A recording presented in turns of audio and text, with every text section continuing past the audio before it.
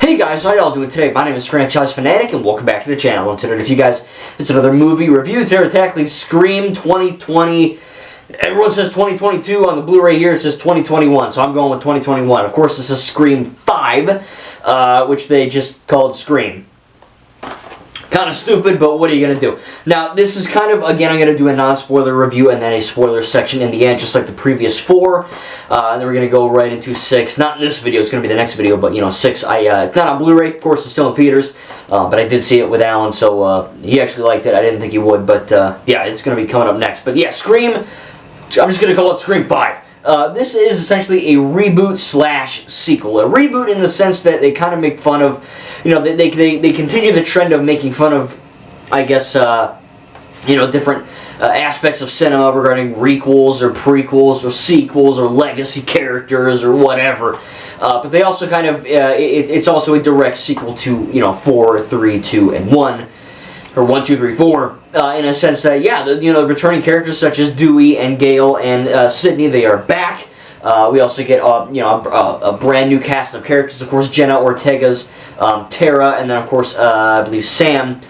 They are kind of the 2 new main players in this. There's a lot of new players. A lot of them are mainstays, especially the Chad and his sister, which I can't remember her name.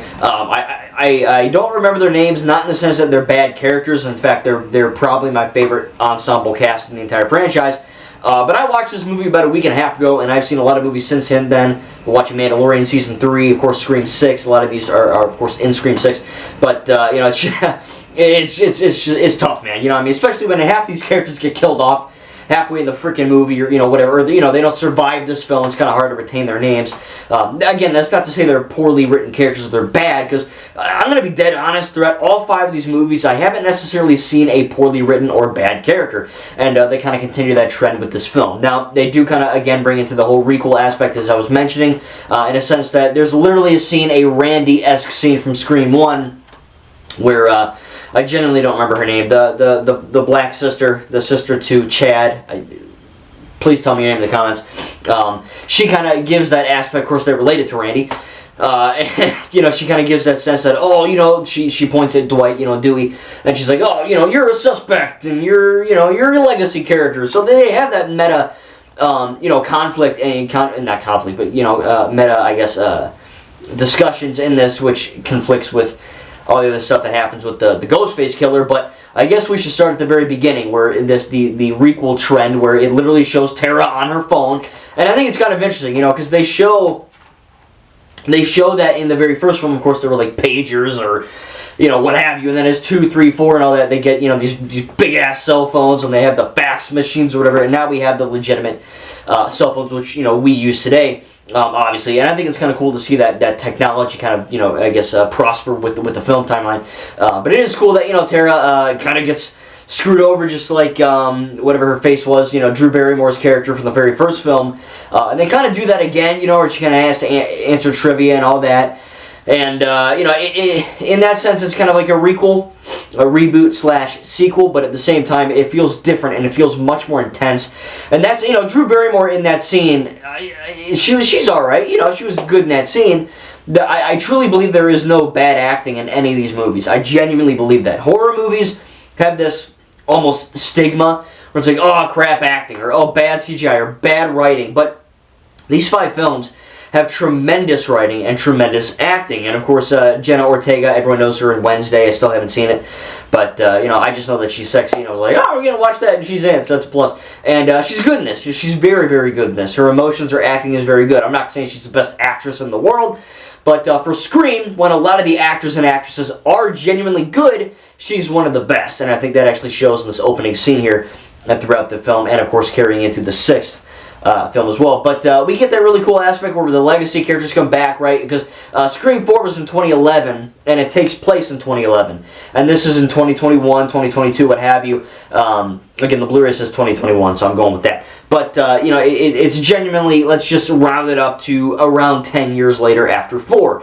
And, the older characters such as Sidney and Dewey and Gale, they're back. They genuinely look pretty good. I think Dewey is kind of got the Han Solo from episode 7, thing going on, where he's he's kind of more gruff and more kind of like, oh, I'm done with this shit, and I'm done with your ghost face crap, you know, that kind of thing. But he's also the Dewey that we remember, in that he's kind of goofy and awkward and funny. Gale is, of course, kind of an asshole, like always, but she is a well-meaning a-hole, in the sense that she genuinely loves and cares for, you know, not only Dewey, but also, even though they're not together, but also, you know, Sydney, which is really cool. Sydney's back, of course. Now, I don't know anything about Neve Campbell, the actor in real life, the actress or whatever. I do know that she was not in 6, and I know that was kind of like a I guess, well, it was kind of a big controversy, you know, especially for me, because, you know, look, she is, whatever you want to call, oh, do you know what we're taking? Look, Neve Campbell's Sidney Prescott is the main character of this franchise. She's the Jack Sparrow, she's the Tony Stark, whatever. She's the Luke, the Rey, the Anakin of this franchise. And she not being in 6 is kind of wonky. Now, I know they do, without getting into spoilers for Scream 6, they do mention that they have a canon, right? It's not, she's just not there. You know, they mention why she's not here and what happened to her, so you'll have to, you know, see my spoilers section for Scream 6, the next video.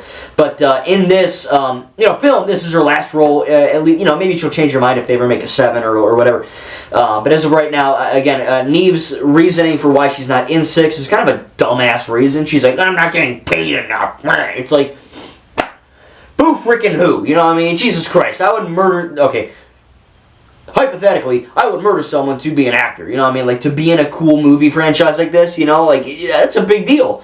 That's like Ben Affleck being like, oh, I'm done as Batman, even though he's back. And then Henry Cavill, oh, I'm done being Superman, even though he's back, even though James Gunn fired him, even though, it's all a junk. But, you know, I genuinely don't understand it. Like, you're in 5 of these movies.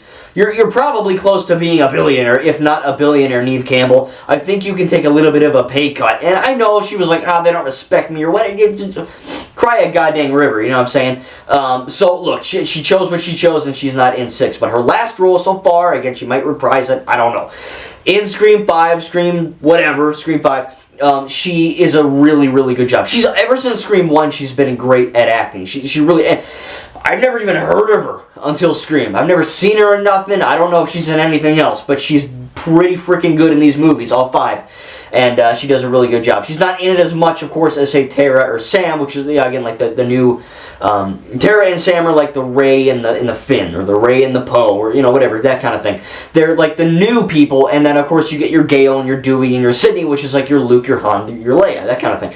Not a bad thing, it's a great thing. It's just that, you know, that can be kind of likened to that in the sequel trilogy of Star Wars, which is like my analogy for that. But they play good roles, you know, I mean, what do you want me to say? It's a good movie, you know?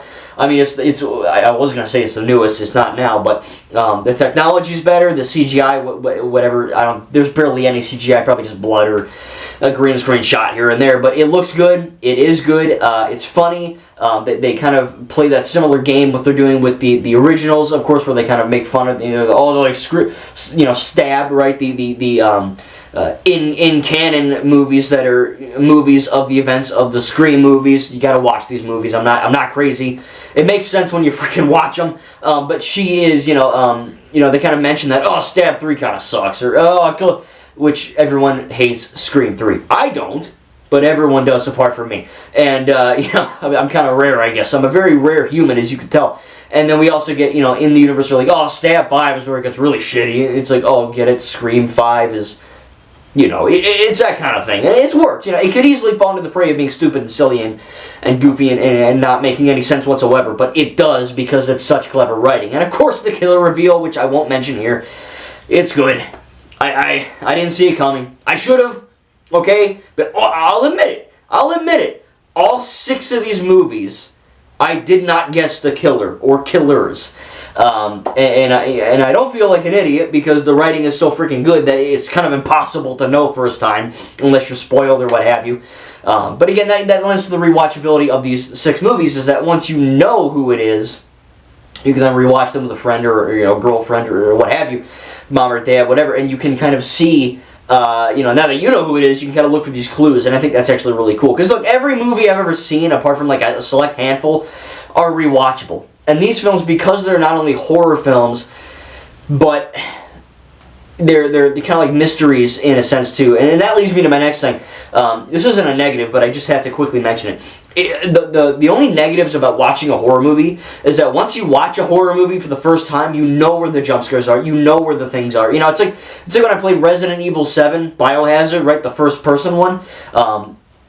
10 out of 10 game, flawless, right? I played it on my PSVR, I played it on my Series X. It's a great effing game. Highly recommend Resident Evil 7. But the problem is, I replayed it a second time, and it was still good, but I remembered all the jump scares. So the boom factor and the whatever. Even when I shut my lights off and I'm playing in the dark close to Halloween, man, it's still like I remember these things, and it still gets me sometimes when I have my soundbar blasted. But you know, it's you know when it's coming. It's the same thing with these movies, and that's not a bad or a negative. It's just something that you have to mention when you're watching horror. But other than that, it's a good movie for sure. I think that the new actor's really good. The kills are really good. It sounds demented, but you know that you're watching a slasher. I think the weakest kills are probably Scream 3. A lot of them were off-screen, which thankfully a commenter, if you're watching this, thank you. Someone mentioned that the reason why is because I think it was the 9/11 attacks or something like that. Some crazy world-shaking event kind of did it, which I don't get that. It's like, how does a plane hitting a building have to do anything with a slasher with a knife? I don't know. Of course, both are totally effed up situations, you know, but even though one's fictional. I know stabbings happen in real life, but we're talking about Ghostface, you know, the thing.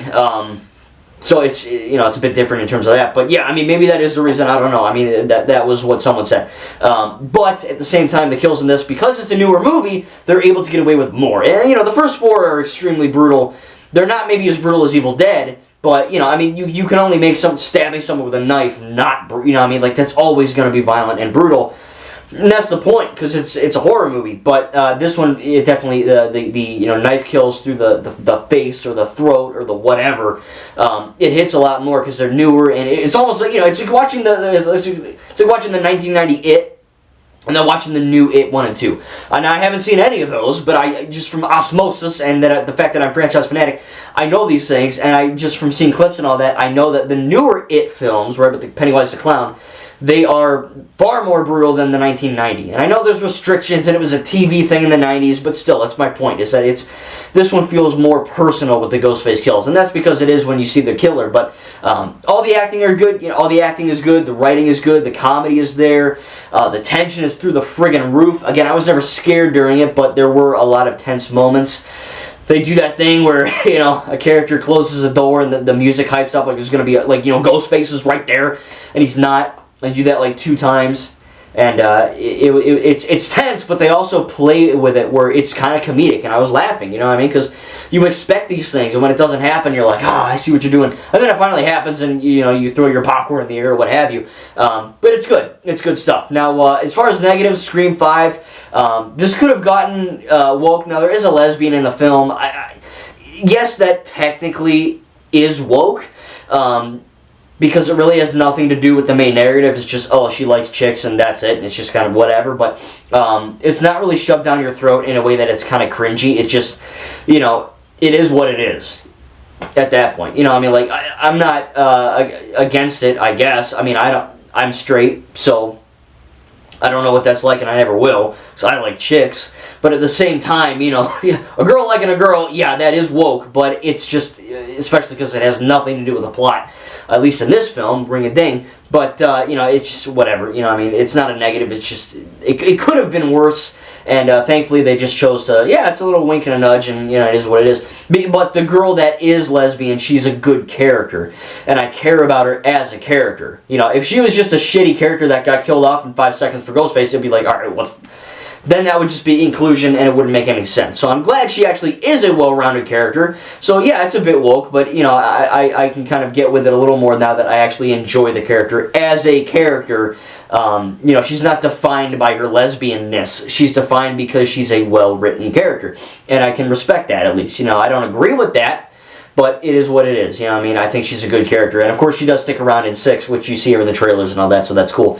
But yeah, the kills are good, the effects are good, the comedy's good, the tension is good. Like I said, negatives, I really can't think of too many. I mean, there's one moment where I literally said no out loud, and I kind of swore under my breath. because it hit me not as much as some other deaths in cinema. And don't say anything in the comments. I'm going to save that for the spoilers section, but it hit me like a ton of bricks. Not Lego bricks, a ton of bricks. And, metaphorically, of course, I wasn't hit with bricks. If that was the case, I probably wouldn't like this movie. But I enjoyed it. Again, I think Sydney and Gale kind of teaming up is really cool. Sydney's a good addition. And, it kind of is a bummer that this is her last film again. She might change her mind. But, again, man, look, the effects are good. The new characters are really good. The kills are good. The effects are good. It's funny. It's action-packed. It's intense. It's scary. I agree. Again, I don't think upon seeing all 6, none of these are scary where I'm like, oh, you know what I mean? It's not like I can't sleep at night. But I think and Alan agreed with me when we saw 6, is that they're not necessarily scary. They're more like about the tension. You know what I mean? And the atmosphere they create. It's not necessarily, oh my God, I'm going to have nightmares. It's more or less the buildup of that tension and then having that be paid off, whether a jump scare that's actually good or, something that happens with Ghostface or, what have you, or fake out even. Because, look, you could have shitty jump scares, you could have really bad fake outs. But they're all really good in this. Because, look, this is a well-made franchise. I know a lot of these franchises, and they make fun of it in this film, too. They're kind of like, oh, they kind of stab, for example. Oh, it kind of derailed at 5 because there's time travel or whatever. A lot of these horror movies have this reputation of getting worse as they go. And this film is consistently getting better, this franchise. And I'm very glad Echo Killshot told me to watch it because I really like it. Maybe it's not... I do like watching Evil Dead more. I think Evil Dead is just more enjoyable to watch, per se. Just because they're a little more hokey and funny. But I do think that this, in terms of the plot and the structure and the characters, the writing and the acting, it's just much more superior than Evil Dead. I haven't seen Evil Dead Rise, which I am going to be seeing ASAP. But, I very much love both. It's hard. It's like picking your favorite son. I don't have a son. But if I did, it'd be hard to choose between 2 sons. Or a son and a daughter. I don't know. You get what I'm saying. It's hard to pick between Evil Dead and Scream. They're very good films. So now we're going to move on to the spoiler section of this review. Nothing really to cover that much. But if you haven't seen Scream 5 or Scream 2021, 2022, whatever the fudge it is, thank you guys for watching. I'm going to give Scream 5, let's see. Probably give it an A or an A+, man. I really can't think of any negatives. They know what they're doing, you know what I mean? They know how to do the effects. They know how to do the scares. They know how to subvert your expectations. They know how to be funny. They know how to be edgy. They know how to be tension-filled. They know how to do all this stuff. So they're not going to, it's not like the ball's just going to fall. They're not just going to like, oh, F it, just make it bad. You know what I mean? They're intentionally well-made movies. They're not going to like decline in quality. Movies, unless you get like a really... It's like Star Wars, you know what I mean? Except for the prequels and their writing and acting to some degrees. Ever since Disney purchased Star Wars, we've gotten the Clone Wars, Rebels, Resistance, Mandalorian, Andor, Book of Boba Fett, the sequel trilogy, the video games, the comics, the novels. All of it, in my opinion, is top-tier quality Star Wars. And I'm not saying that because I'm a Disney shill or whatever. I genuinely believe that, and I have reasons for that. I have examples of why I think what Disney has been doing with this franchise is basically flawless. And same thing here, you know what I mean? I'm not just saying it to say it. If I had some negatives, I would be mentioning them. And of course, like I said, they're not going to intentionally make a poorly made film. I know no one ever is under the impression to make a bad film. It just happens, I guess. But, it's kind of hard to F this up, you know what I mean? You have some comedy, you have some tension, there's barely any CGI to look bad, It's not like Ant-Man and the Wasp: Quantumania where whatever the hell, Scott's daughter is running like a Teletubby, you know what I mean? You can't muck that up in a movie, so, at least in this. So yeah, it's kind of hard to think of that many negatives, and I'm struggling. Again, I don't want to say it's an A or an A+, but I might have to give it that, man. I don't feel like, I don't want to be that YouTuber that's just giving A's to everything, and I'm biased, because I'm not. I genuinely have reasons why, and I just explain them to you. But yeah, I don't want to feel like a broken record, but what can I say? It's a well-made franchise. So now we're going to get into the spoilers. If you haven't seen Scream 5, make sure to leave, and we'll be there for Scream 6 and all that. it's kind of hard to review Scream 6 because it's still in theaters and it's kind of new, but I'm going to do it. So anyway, hope you guys enjoyed my little review. And again, we're going to be talking about spoilers for this film, Scream 5. So if you haven't seen it, thank you guys, and we'll see you in the next video. Make sure to like and all that, subscribe if you're new, and all that good stuff. So now we're going to move on to the spoilers for Scream 5. Okay, here we go. 3, 2, 1. So, killer reveal. Richie. I'm going to be dead honest. It's good, but about a few months ago, I was searching the YouTubes, and I wasn't even looking up Scream. I was looking up Lego Star Wars or something, and a motherfucking Richie with the stupid voice changer was on my thumbnail page. I didn't read the title, but I saw his effing face, and again, I had no intention of watching these when I saw that, but for some reason it was ingrained in my mind, and I was very mad. I'm not gonna lie, because because look, Scream has a tendency to think you know who the killer is, and then it's not that person. So I was like, oh, it could be Richie. Crap. Or, oh, it could be Richie. But it could be a frame. You know what I mean? He could have the thing, or he can pretend to, I just don't know. Because these movies, it's like Knives Out or Scooby-Doo on times 20. It's like Scooby-Doo on crack. It's like, or marijuana, I guess, because Shaggy. But, it's crazy. It's just, you never know until it happens, and you're like, oh, cool. So, yeah, I was technically spoiled that Richie was one of the killers. But I didn't really know, because, again, they have a tendency to screw with you. So, technically, yeah, I got spoiled. But, whatever. It still hit. Now, I don't remember the Asian chick's name. I really don't. That's not to say she's a bad character. I just don't remember her name.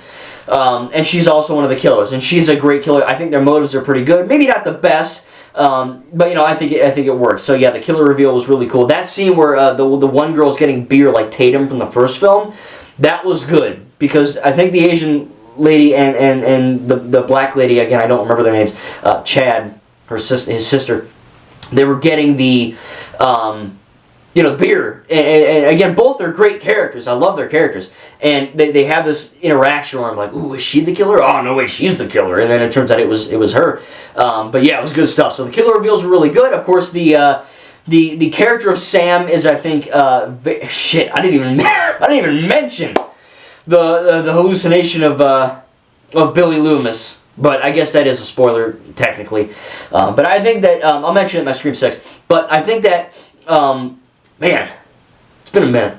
I should have said that. Anyway, I'm just going to... technically, it is a spoiler because it wasn't in the trailer, so I'm covered.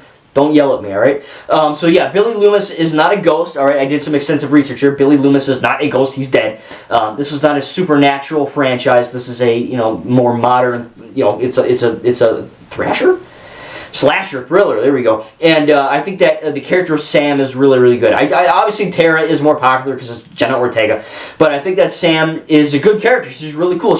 I'm going to mention this in my Scream 6 review in a lot more detail, but Sam is like Rey Skywalker, Rey Palpatine, right? She's like Rey, and I'll mention that in my 6 review, but she has this tendency to kind of, she's related to Billy Loomis, who was one of the first killers, and, she has this serial killer blood in her, and she's kind of worried that she's going to pop off and just go batshit nuts, and it's a very good point in the film, because you're looking at it and you're like, okay, this character is something we've never seen before. She's obviously internally conflicted, and we see the hallucination. I don't know if they're like drug hallucinations, or if she's like mentally unstable a little bit. I don't know if they didn't confirm that. She's just seeing reflections and mirrors and stuff of Billy Loomis.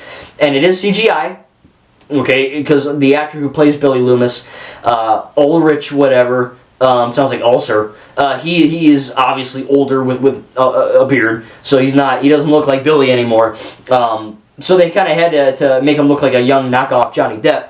And it's a little wonky, the first time I saw it was a bit wonky. It's not bad, for a horror movie which doesn't have a budget like Star Wars or Marvel. Hell, Marvel, Ant-Man and the Wasp: Quantumania looked worse, or Thor: Love and Thunder looked worse than Billy Loomis, you know what I mean? So I thought it was good, and I think it's really cool that, Billy is not good, but when he kind of nudges her to the knife, it's not to be like, oh, kill the killer and you save the day. It's protect yourself, Billy is not a good person, but it's kind of cool in like a metaphorical sense.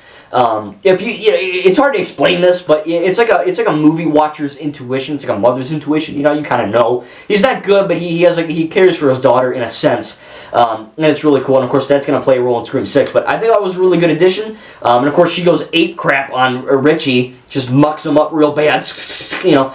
And of course, that is like, for a second, the audience, myself, I'm the audience, is like, wow, she's going crazy, she's going killer, you know. But you know, she obviously was defending herself. She's not turning into a killer. That she was, for a split second, turning into the thing she feared the most. Just like Luke Skywalker in The Last Jedi, right? Again, I keep bringing Star Wars into it, but it's a good analogy. Luke igniting the lightsaber over Ben Solo, giving into temptation, instantly regrets it. Well, just like that. Literally. Just like that. She stabs him, she goes crazy. I'm assuming she regrets it, but you know, she doesn't go full killer, right? She still is the hero of the story, but she kind of almost, you know, got tempted into the dark side, so to speak. Billy kind of nudging her over the way with that knife, and it's good. It's, like I said, it's very good writing, and I think that was really cool. Now, the last spoiler is, of course, the death of Dwight, death of Dewey. This hit me like a truck. It hit me like a big old truck. And like a big old Mack truck, because Dewey is one of my favorite characters of the franchise. He's endearing, he's funny, and his death scene was not only filmed very well, and it looked great, you know, shot great, acted great and all that, but it was also very, very tragic to watch. And I think that was just, I don't know, man, you know, hit me. And it was, I didn't want it to happen. I kind of saw it coming, but it was very well made. And it's sad, but I thought it was well executed. So that's it for my spoilers. Nothing too crazy here. We're going to move on to Scream 6 in a day or two here. Sorry it took so long to do this, but I you know, I had stuff going on. I had life, I had homework, I had whatever. But it's here. Hope you guys enjoyed. Can't wait to do Scream 6. Again, hope you guys enjoyed my Scream 5 review and spoiler discussion. Tell me in the comments down below what you thought about Scream 5. Not spoiling it, of course. But again, you know, I really enjoyed it. Might be my favorite one. Scream 1's really good. I love them all. But now that I've seen all 6, I'll tell you what, in Scream 6, when I review that, I'm going to do a full tier list breakdown of my favorite to my least favorite. Alright, hope you guys enjoyed. Thank you guys, and we'll see you in the next video.